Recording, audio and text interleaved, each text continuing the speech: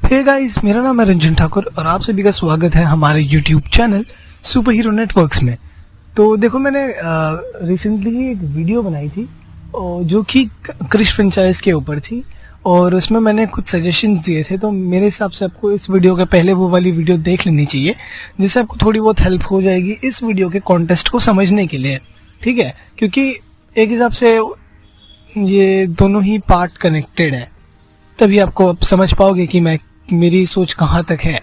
तो मेरे हिसाब से इस वीडियो में हम बात करने वाले हैं क्रिश फ्रेंचाइज के अपकमिंग 2 मूवीज के बारे में और जानेंगे और क्या अच्छा खासा फ्यूचर बन सकता था अगर स्टूडियो फैंस के हिसाब से सोचता तो, ठीक है?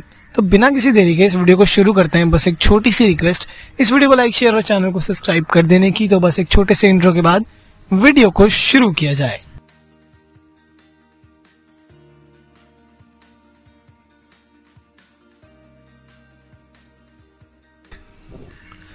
इंट्रो के बाद आप सभी का स्वागत है इस वीडियो में।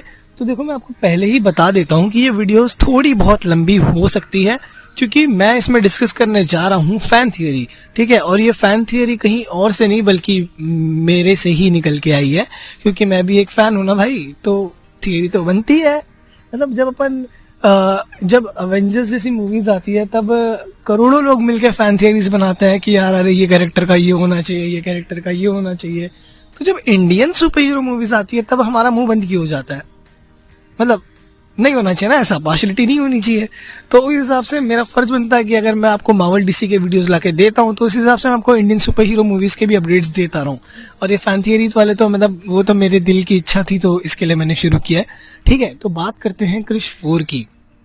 हम सभी को पता है कि क्रिश 4 अभी अगले 2 साल के अंदर ही रिलीज हो सकती है, ठीक है? 23 या 24 इन दोनों के बीच में रिलीज पक्का है, मतलब हो ही जाएगा समझो, ठीक है? तो अब यहाँ पे ना मैं मेरी फैन थियरीज दे रहा हूँ, ठीक है? ये एक थियरीज है, ये जो वो थियरी है जो फैंस ने बनाई है, इसके लिए इसको फैन थियरी कहा जाता है। तो अगर फ्यूचर में 10-20 साल बाद जब अगर आप ये वीडियो देख रहे होगे, क्योंकि आप ऐसे अपलोड होते हुए तो देखोगे नहीं, क्योंकि किसी ने नहीं देखता, और देखता कौन है मेरी वीडियोस, है ना? तो अगर आप 10-20 साल जाके देख रहे हो आगे और फिर अगर वहां पे ऐसी थियरी सच नहीं हुई तो मुझे गालियां मत देना, ठीक है? ये थियरीज है, मैं पहले ही बता रहा हूँ।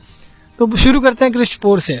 तो क्रिश 3 की एंडिंग को मैं आपको याद दिला देना चाहूंगा कि अपना जो कृष्णा मेहरा है और जो प्रिया मेहरा है, उनको एक छोटा सा बेटा हुआ है, ठीक है?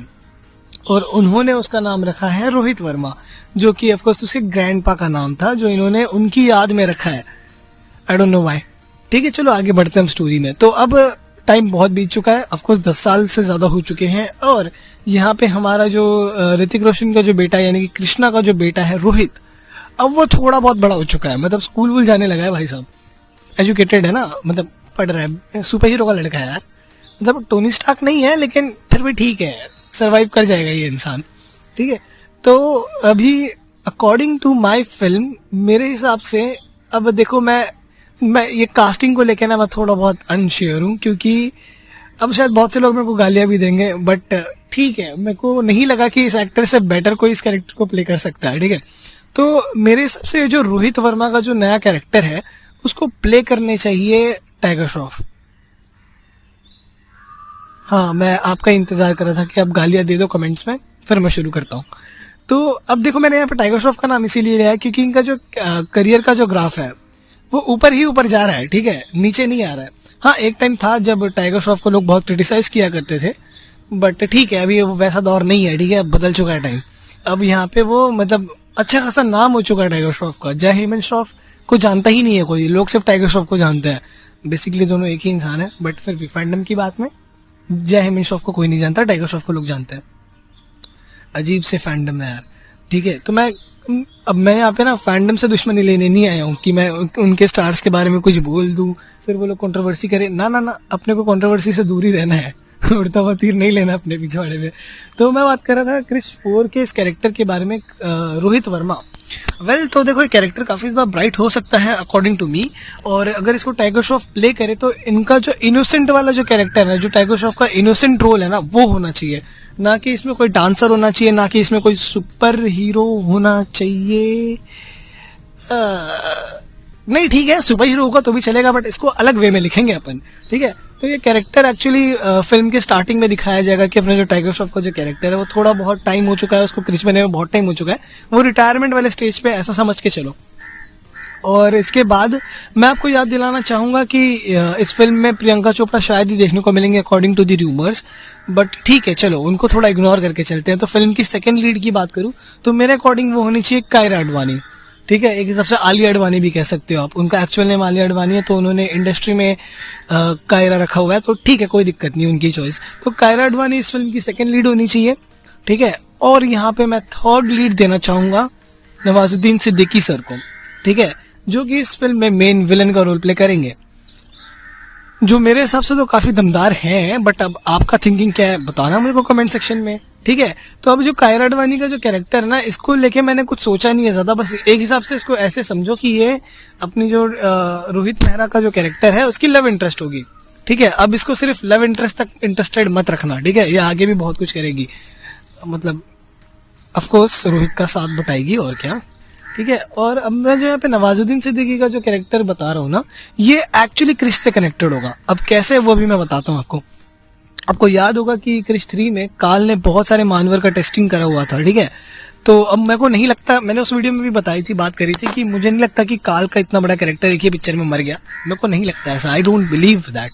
तो मेरे हिसाब से काल का रिटर्न भी हो सकता है, और अगर आप विवेक ओबराय सर फ्री नहीं हुए तो हम लोग रिकास्ट कर लेंगे, नहीं रिकास्ट नहीं करेंगे, अच्छा एक्टर है वो।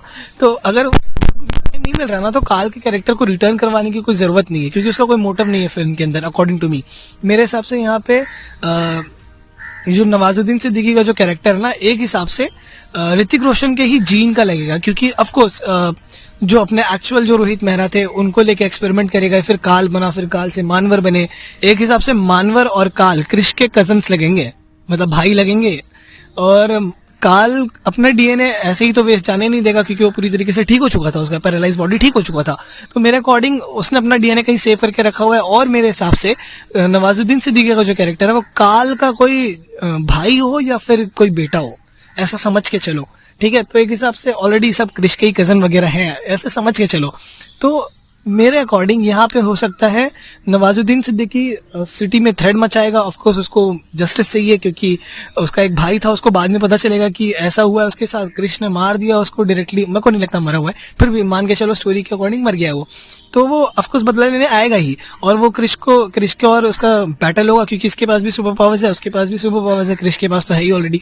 तो ये दोनों का वर्सेस बैटल होगा यहाँ पे, और सिटी में काफी ज्यादा टेरर हो जाएगा, क्योंकि अपना जो फर्स्ट मैच है ना वो अपना क्रिश हार जाएगा, ठीक है।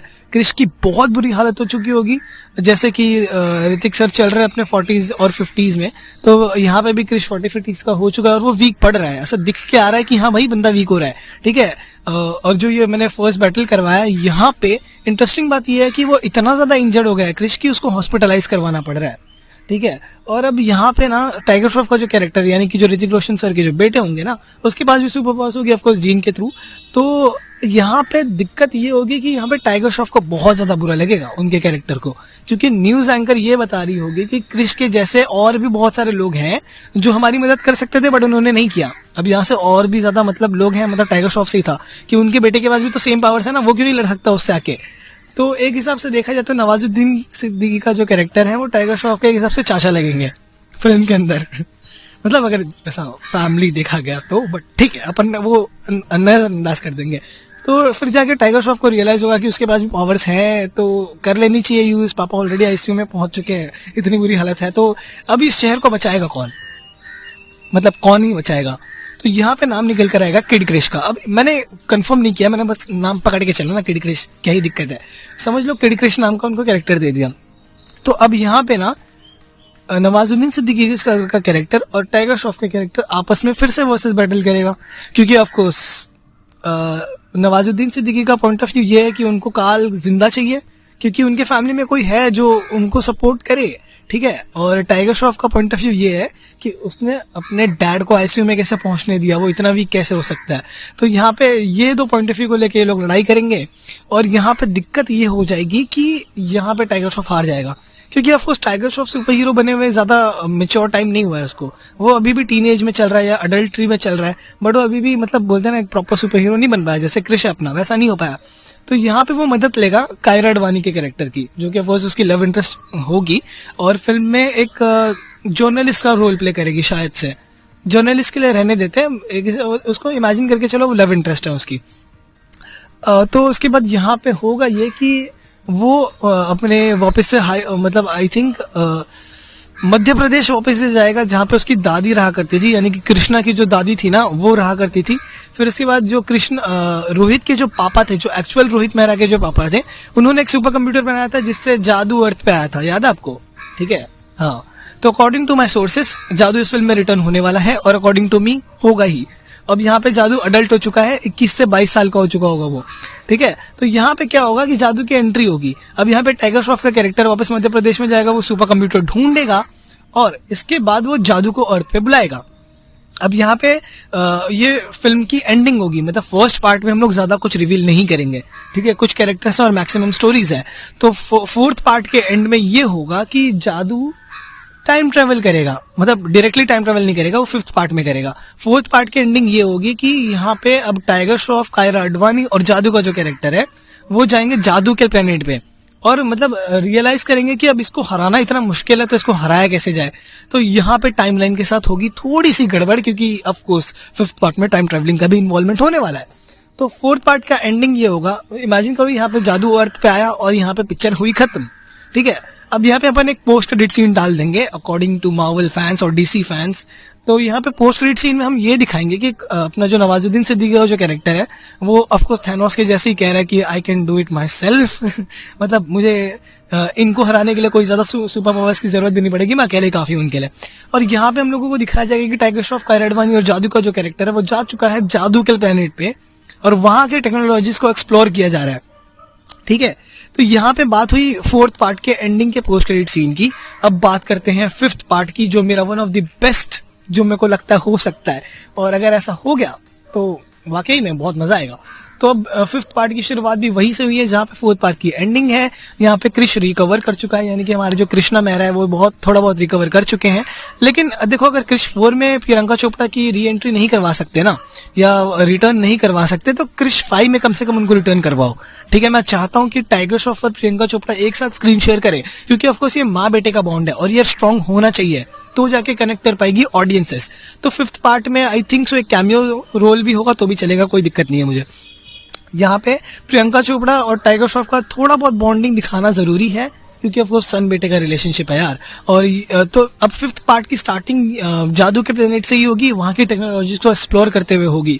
फिर यहाँ पे जादू उनको बताएगा कि उनके जो एलियन स्पीशीज है उनको पावर कहाँ से मिलती है, उनका पावर सोर्स क्या है, और यहाँ पे ये लोग पावर सोर्स को खोजेंगे, वापस से अर्थ पे आएंगे, और फिफ्थ पार्ट के अर्थ के स्टार्ट, मतलब जब वो अर्थ पे आ जाएंगे चारों कैरेक्टर्स, तो वो करेंगे टाइम ट्रेवलिंग। अब ये डिवाइस कौन सा होगा, ये जादू अपने प्लेनेट से टाइम ट्रेवलिंग का एक डिवाइस लेके आएगा।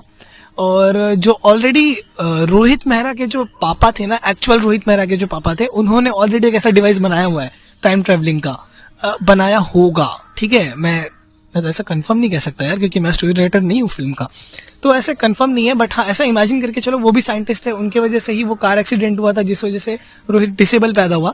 तो ऐसा मान के चलते हैं कि उन्होंने ऑलरेडी कोई डिवाइस बनाया होगा टाइम ट्रेवलिंग का। अब इमेजिन कर लो कोई टाइम मशीन ही है, तो अब जादू क्या करेगा, टाइम ट्रेवलिंग करेगा। कैसे पता है? टाइगर श्रॉफ, कायरा अडवाणी और जादू, ये तीनों के कैरेक्टर्स टाइम ट्रेवलिंग करेंगे साल 2003 में, ठीक है। साल 2003 में जाएंगे और इवेंट होगा कोई मिल गया फिल्म का। अब यहाँ पे हम लोगों को ये दिखाया जाएगा कि जब जादू यहाँ पे व्हाट इफ वाला सिनेरियो है, कि मतलब व्हाट इफ जादू अर्थ पे नहीं होता, वो अपने एलियन स्पीशीज के साथ चला जाता तो क्या होता, ठीक है। तो मतलब यहाँ पे ये होगा कि वो लोग एक टाइमलाइन को इरेज करेंगे। अब होगा ऐसे कि जैसे ही मतलब जादू और क्रिश का मतलब अपना जो लड़का है टाइगर श्रॉफ का जो कैरेक्टर है, वो वापस से 2003 में पहुंचेगा, वहां पे देखेगा कि जैसे ही जादू रोहित को शक्तियां दे रहा है, उसी वक्त शायद कुछ ऐसे इवेंट होंगे जहां से जादू और रोहित दोनों के टाइमलाइन को क्लियर किया जाएगा। मतलब वो इवेंट इस टाइमलाइन में नहीं हुए हैं, यहाँ पे वो टाइमलाइन एग्जिस्ट नहीं करती, ठीक है। तो मतलब ना ही रोहित को पावर्स मिली, ठीक है, ना ही रोहित से कृष्णा को पावर्स मिली। अब ना ही कृष्णा को जो पावर्स मिली है, तो मतलब अब जब रोहित के पास पावर ही नहीं है, तो फिर वो अभी भी डम जैसा बिहेव करेगा। ना उसको डॉक्टर आर्या मिलेंगे, ना वो टाइम मशीन बनाएगा, मतलब फ्यूचर देखने वाला मशीन, ना ही फ्यूचर देखने वाली मशीन बनेगी, ना ही काल पैदा होगा, ना ही काल पैदा होगा, ना ही अपना नवाजुद्दीन सिद्दीकी का कैरेक्टर होगा, ठीक है। अब यहाँ पे ये टाइमलाइन चलेगी कि यहाँ पे कुछ हुआ ही नहीं। अब यहाँ पे साल 2007 में भी हम लोग एक टाइम ट्रेवलिंग सीन दिखा सकते हैं, जहां पे हम लोग ये दिखा सकते हैं कि अब जैसे कि पावर्स नहीं मिले कृष्णा को, तो एक हिसाब से कृष्णा भी कृष्ण नहीं बन पाया। ठीक है, तो रोहित मतलब कृष्णा और प्रिया जो मेहरा का जो कैरेक्टर है, ये लोग कभी शादी कर ही नहीं पाए, ऐसा भी दिखा सकते हैं अगर क्रिश फिल्म के टाइमलाइन को भी रखना है तो। और अगर बाई चांस अगर ऐसा कोई हो के इन लोगों की शादी होती है या आगे जाके कोई बच्चा होता है, तो क्रिश 3 के भी टाइमलाइन में जाएंगे 2013 में भी, और वहां से अपना जो रोहित मेहरा का जो नया वाला टाइगर श्रॉफ का जो कैरेक्टर है ना, उसके भी बर्थ को एग्जिस्ट नहीं दिखाएंगे। अब मेरे अकॉर्डिंग ऐसा दिखाना चाहिए। अब इसके बाद जो होगा ना, यहाँ से टाइमलाइन इरेज हो गई, तो इसके बाद मतलब वो कैरेक्टर एग्जिस्ट ही नहीं करता है। तो जैसे ही जादू 2000 मतलब जैसे ही जादू प्रेजेंट में आएगा, ऑफ कोर्स फ्यूचर वाला टाइमलाइन में, तो वहां पे ये देखेगा कि ना कोई क्रिश है, ना कोई काल है, ना कोई डॉक्टर आर्या के एक्सपेरिमेंट्स थे। रोहित बिल्कुल सेफ था, वो अब भी इंडिया में मध्य प्रदेश में ही रह रहे हैं। अब यहाँ पे 5th पार्ट की एंडिंग होती है यहाँ पे कि मतलब टाइगर श्रॉफ और ये जो फ्यूचर का जो टाइमलाइन बना है ना, वो बिल्कुल इरेज हो गया है। ठीक है, बिल्कुल इरेज हो गया है। अब मैंने यहाँ पे इरेजिंग का इसके लिए बताया क्योंकि अब जो मेरा थिंकिंग है ना, इसके आगे का जो मेरे को जो स्टोरीज अगर बढ़ाने को कहा जाए तो मैं बढ़ा सकता हूँ, मुझे कोई दिक्कत नहीं है।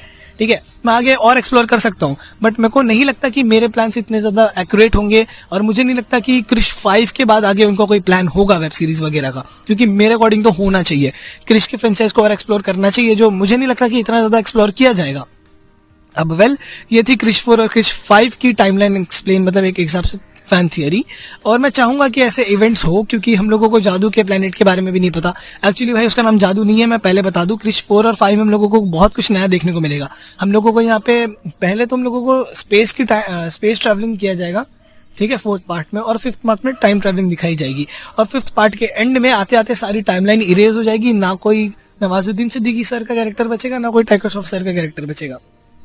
यहाँ पे फिर से रोहित अपनी नॉर्मल लाइफ जी रहा है। ठीक है, तो प्रीति जिंटा का जो कैरेक्टर है वो भी हम लोग दिखा सकते हैं, अगर उतना बजट और अगर उतना स्टोरी अच्छा इंगेजिंग बनता है तो, अगर उनके कैमियो की जरूरत हुई तो। ठीक है, तो यहाँ पे एंड हो सकता है अच्छा खासा क्रिश 5 का। इस फ्रेंचाइज का पूरी तरीके से एंड यहीं पे किया जा सकता है।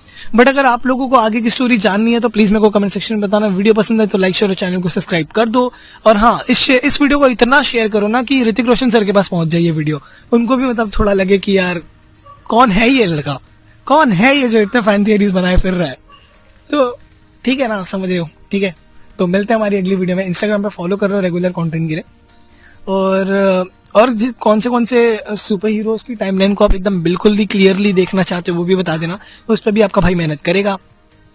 अब देखो, मैं सोच रहा हूँ ना, भावेश जोशी, रावण, मिन्नल मुरली, ये सब के जो फ्यूचर प्लान्स है ना, मेरे हिसाब से मैं वो अपने पॉइंट ऑफ व्यू से बताना चाहूंगा। तो आपको देखना है या नहीं वो आप मुझे बता देना। तो मिलते हैं हमारी अगली वीडियो में, तब तक के लिए जय हिंद। और भाई 17 मिनट तक की वीडियो देखी है उसके लिए आपको सल्यूट। जय हिंद।